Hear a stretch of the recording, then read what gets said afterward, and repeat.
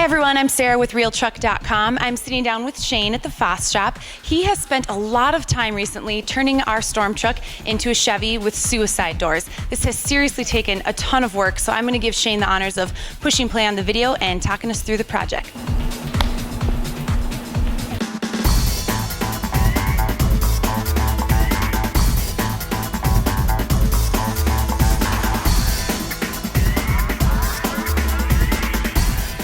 So first we had to take the box off so we could get at the back of the cab corners. We put some braces in it, and then we cut out the cab corners on both sides.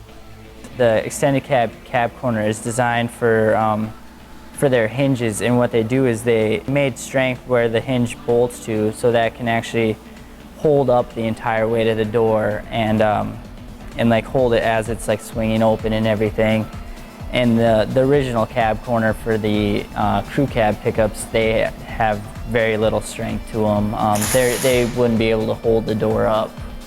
So that's a big reason why the extended cab corners were used. For the backing sleeves, I actually made those out of chunks of the old cab corner that was pretty much the same shape and everything, and those fit up in there.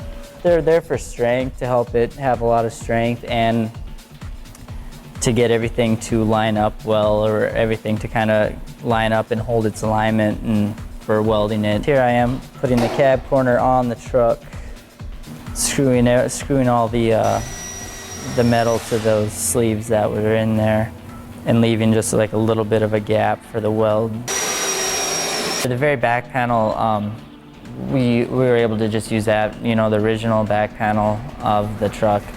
And so I drilled out the spot welds that held it to the cab corners, and did the same when we took out the cab corners for the extended cab. And we're pretty much able to just put them right back in where they were supposed to go, and then do all the plug welds for the back and pretty much make it look like it was a factory piece. We cut out the back section of the extended cab doors where the hinges bolt to.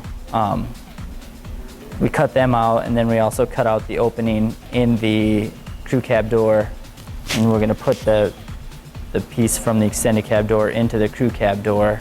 There's definitely a lot of welding, a lot of cutting and welding, and then cleaning up all the welds. And yeah, there's definitely a lot of time that went into that, that's for sure.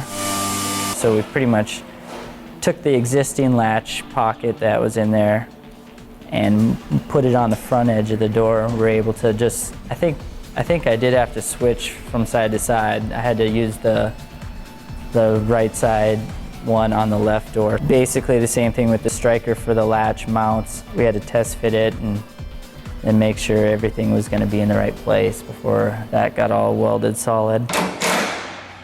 Those are bolt-in hinges, which will be nice, so those you can take out and put in or whatever, and those will be painted to match and everything. Well, if you just put suicide hinges in it, like just use like a universal suicide hinge, you wouldn't get that full range of motion all the way out, and it actually sits in line with the truck. It opens right up to being, right in front of the wheel. With a regular, suicide hinge that you just buy, you won't get that full opening. Then yeah, when we did a final test fitting with the latch and the striker on there, everything lined up good, and the door's fully operational. You get the room of the crew cab, but then you get the cool, the opening outdoors, and it's a totally cool look when the doors are all the way open to the side and you can see inside the whole interior and everything. It actually makes it seem a little bigger. Yeah, having to do both sides definitely takes time, especially when you don't get any directions on how to do it or anything. You get to kind of take a second, you gotta think of what would be the best route to do this. It's great, I like doing it. Yeah, I was pretty happy that it works and it lines up great and shuts and opens really nice, and it actually seems like it was supposed to be that way. And it'll be nice too once it's all the same color and doesn't have the red the red cab corners, and then the inside of the doors red too, and it'll be nice because I swear everybody that comes in, so is that the original color of it, or they all are just so thrown off by the red cab corners. Yeah, so then you get to tell this whole story. Yeah. We should have just dug deeper for white cab corners, evidently, because the red cab corners throw people off so bad. It's pretty funny. It'll all be white once it's painted. Yes, don't worry. Yeah, it's just, I didn't feel like clearing all the red paint off.